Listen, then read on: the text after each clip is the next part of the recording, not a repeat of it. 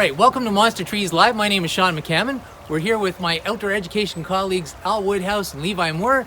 We've got David Pope behind the camera. We've got Joe Bell providing technical support. And Nathan Manty is monitoring the chat on YouTube. So if you have any questions during our live broadcast, put them in the chats and Nathan will shoot them to us at the end of this. We'll have a little Q&A session. Now, we're coming to you live from the University of Waterloo. We're right beside Laurel Creek here, and we're in front of a large willow tree that is a little bit famous in this region. A lot of people refer to this as the wishing tree. Many students in our Monster Tree Challenge actually measured this tree. I will say right up front here, this was not the largest tree that was found in our challenge. And when you look at it from one way, it does look like one tree, but if you get around to the other side, you start to wonder, is it one tree or is it a whole bunch of trees that are just kind of growing out of the same space?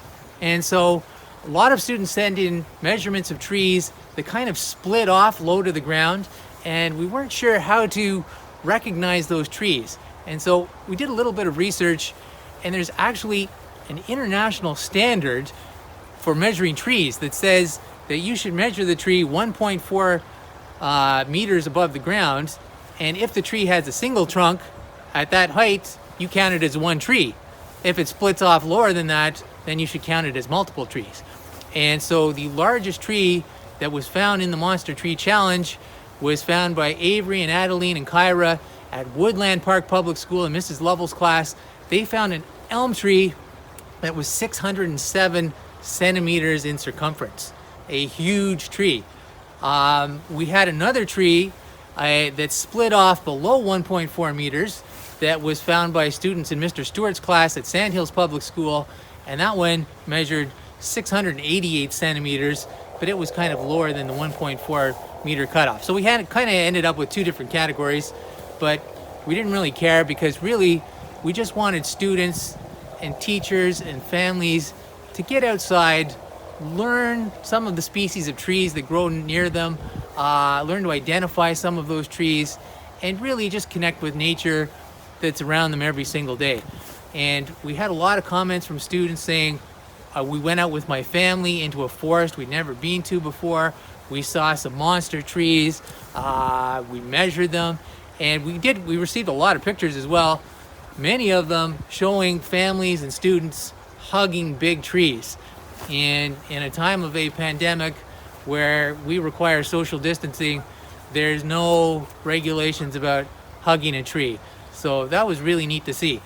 And we took the measurement of the elm tree that was found in Cambridge, and we wrapped a rope around that tree and cut the rope. And so we've got a rope over here that represents the circumference of the elm tree. And that elm tree, being over 6 meters in size, we figure is a little bit over 300 years old. And so that tree would have seen a lot of history in our region.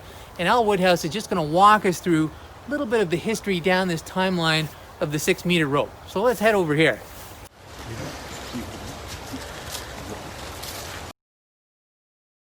Okay. So right where Sean is holding it would be approximately the year 1717. And around that time, the elm tree that we measured for this length would be sprouting from a seed.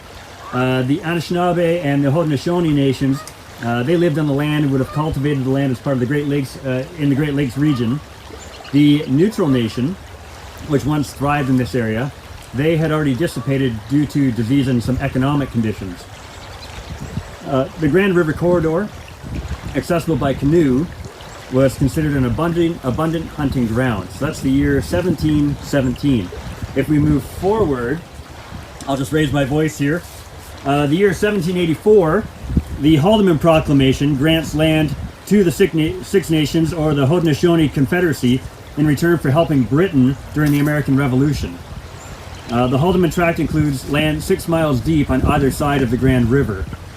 If we move forward in the timeline to the year 1806, this is when Abraham Erb, who's considered the founder of Waterloo, he actually came to the area, 1806. In 1846, the village of Waterloo, it was a village at the time, had a population of 200 people.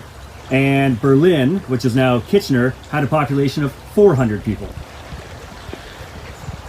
In the year 1890, that's when Waterloo Park was actually created. And a little bit forward in time, 1896 is when Victoria Park was created. In 1916, this is when the name of Berlin officially changed to be Kitchener, that we know today. And here in 2008, the year 2008, all the way from 1717 to 2008, this is when the Truth Commission was established with the purpose of documenting the history and lasting impacts of the residential school system on Indigenous students and their families. And right where Levi's hand is on the very end, that would represent us actually broadcasting today in 2020. All right, thank you, Al. And now, time for some science. My name is Levi. I run the Wrigley Corners Education Center. I love talking science. We had a lot of great participation on this activity. Students from the WRDSB found over 36 different species of tree. That's great. In Waterloo region, there are 40 trees that you can reliably find. So we did great. Good job, everybody. In Ontario, there are 90 different species of tree that you can find. In Canada, there are 140 different species. But worldwide, there are 60,000 different species. So you can find much higher biodiversity for tree species in other countries. But we've got some pretty amazing trees. This lovely tree that we are at today is a willow. Our students also found horse chestnut, tulip trees, hickory, 3 types of oak. One of my favorites was reported, but the American chestnut. We have some amazing different species of tree that live here in Waterloo. We should celebrate those. That was a big part of what this activity was about. Now, we have in the world there were 6 trillion trees at one point, about 12,000 years ago. That number has been cut in half. Now, worldwide, there are 3 trillion trees. In Canada, we have 338 billion. Every year, about 15 billion trees get cut down. So it's important that we recognize and we document the trees we have, especially the special ones, the monster trees like this one. These trees are useful for a variety of things, and we use trees regularly. There are other values for trees beyond just the wood and the paper, though. I think it's important to recognize that the tree, especially a big tree like this one, has deep, wide-spreading roots. And the roots of this willow tree are holding the soil, preventing it from running off into the creek. Those same roots are sucking up moisture from deep underground. And that water is being released out of the leaves. That process is called evapotranspiration. And evapotranspiration is sort of like the environment's natural air conditioner, and it helps moderate the temperatures of a warming planet. So that's an incredible benefit that we have from trees. Those leaves are also photosynthesizing, and a byproduct or waste product of that process is oxygen, something that we all need. And as they are doing that, they're sucking up carbon dioxide, something that's widely recognized as a greenhouse gas. So sucking in and trapping some of that carbon dioxide in the trunk of these trees, especially these monster trees, is another benefit that we have. Trees are lovely for the fruit that they make, some of the medicines that they provide us, and they're an important home for other wildlife. So let's celebrate these big trees and recognize not only the significance they have for us, but for the environment. So I think at this point, we're going to go to Joe Bell and we're going to do a little bit of Q&A.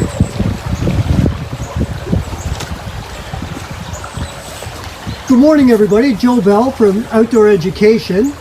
And I'm here joined by the 3 panelists again. And we have Al Woodhouse, Sean McCammon, and Levi Moore live on location. And we have some questions that have been submitted. And I'm going to hand it right over to the panelists. an interesting first question from Samantha from Elizabeth Ziegler. And Samantha would like to know, how old do different trees get?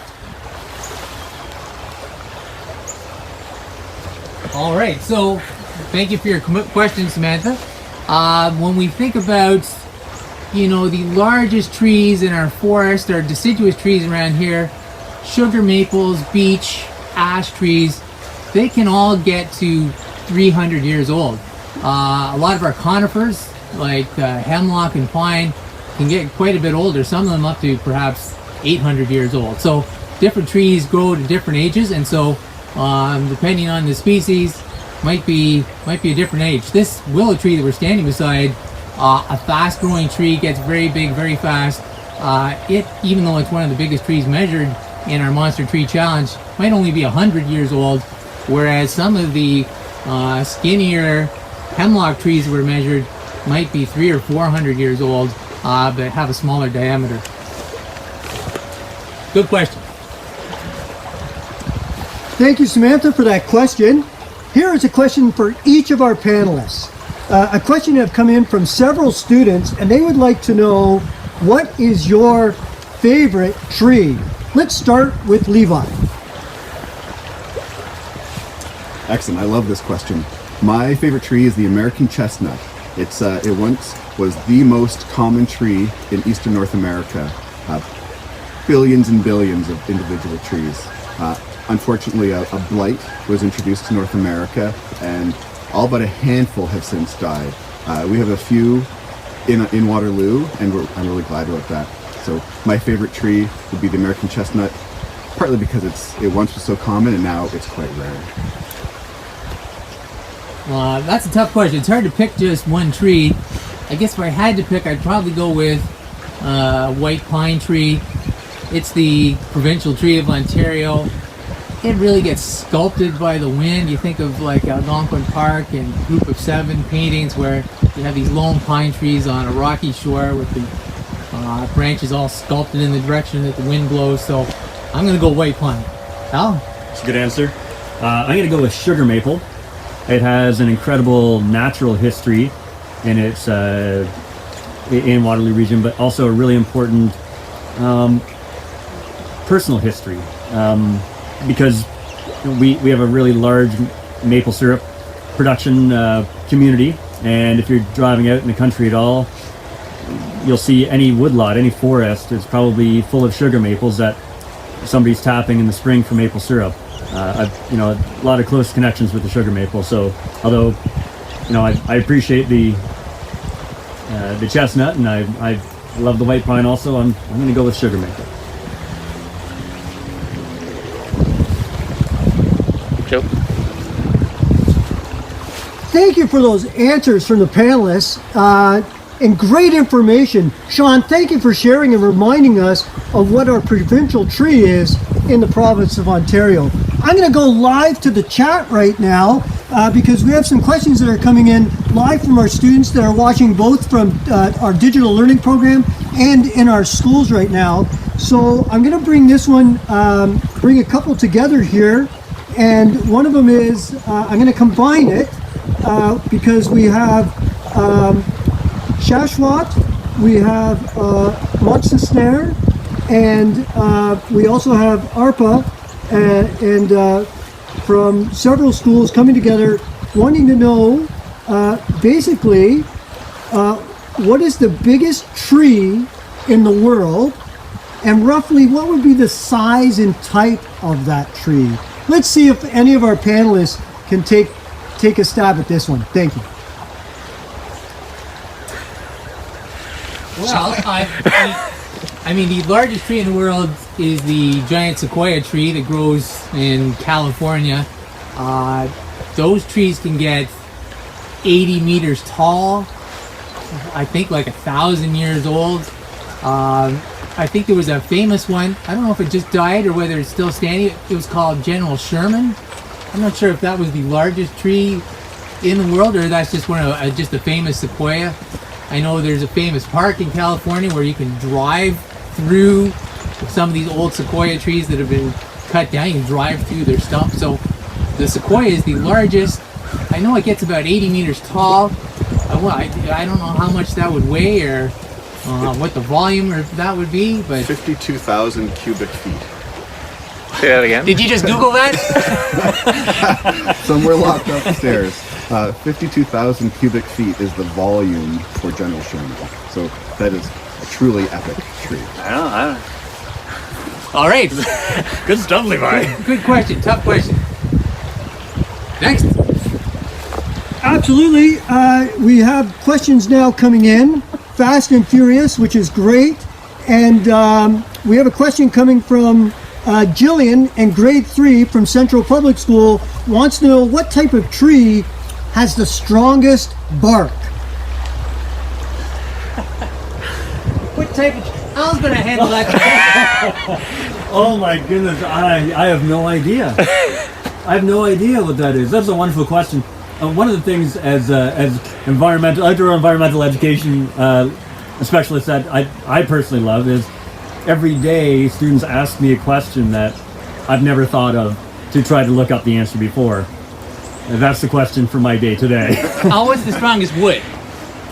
There is a Brazilian chestnut, I believe, is the strongest wood in the world.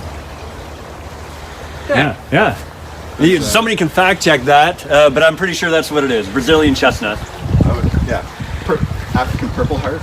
Yeah, that's a good one too. Here's a question our panelists may have a fairly good idea about, because we already mentioned the white pine. So we have a student who would like to know how old can a white pine tree live to? Well, a white pine tree, they kind of reach full age, full grown at about 300 or 400 years of age. But people do know of white pine trees that have grown to 800 years, maybe pushing 1,000, because we don't really know how old every single white pine tree in the world is. And some of these trees are very slow growing. I think we put out a tweet there a while ago that said, like, in a drought, some trees will put on basically no weight in a single year, that they'll save all the resources. And so some trees are fast growing and some trees are slow growing. And white pine trees, max is probably close to 800, but nobody knows the age of all these trees. I know another question that came in was, how in fact do we know the age of all these trees? For the elm tree that we measured, there are some pretty good resources that say if you have a tree that's a certain circumference, it's going to be probably a certain age. I mean, if you cut a tree and you can see the rings in the tree, you can count all the rings. So there's different ways to tell ages of trees. Carbon dating too, I guess you could do that with a tree.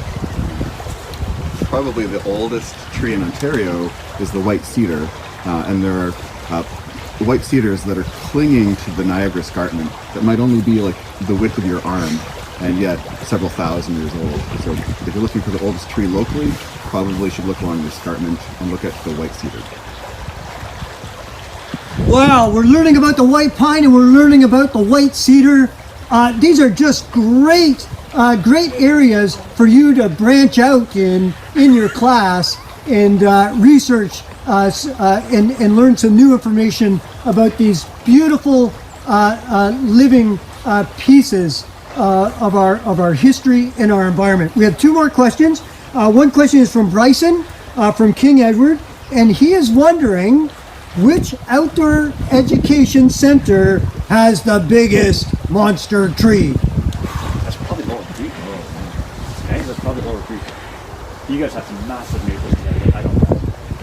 Yeah, I'm going to say I can think of a sugar maple at the Laurel Creek Nature Center that's growing on the edge of the forest that is probably maybe 350 centimeters in circumference. It's a big one, probably pushing 200 years of age. And some people mentioned when they were looking for trees, they went into a forest and they couldn't really find any monster trees. They found big trees, but really for a tree to get to monster size, it kind of needs its own space, that it's not competing with other trees in the middle of a forest for water and nutrients and sunlight. And so sometimes the trees right in the middle of the forest are not your largest trees you're going to find. And really, the biggest ones that we found in our Monster Tree Challenge were in parks, schools, along the edges of trails. And so those are generally where the biggest ones are found. Good question. Okay, everyone, before I ask the last question, I do want to remind you that the team will be very busy after today's live broadcasting, responding and answering many of the great questions that are now leaping into the chat room. So we're going to finish off one more question, and it's from Emily Rose, Manchester Public School, grade 6. How and why do trees have so many roots? Panel? Go, Levi. Yeah, sure. That's a great question. I'm going to start with like myth busting a little bit. There's this misconception that many trees have this long, really deep central taproot that goes down roughly the same depth as the tree is tall. It's a bit of a misconception. Most trees actually have fairly shallow root system, only about 18 inches, so that's 1.5 feet deep, and it spreads out radially. It spreads out around the tree. And if we get in the water here, you can actually see the roots of this willow dangling out into the water.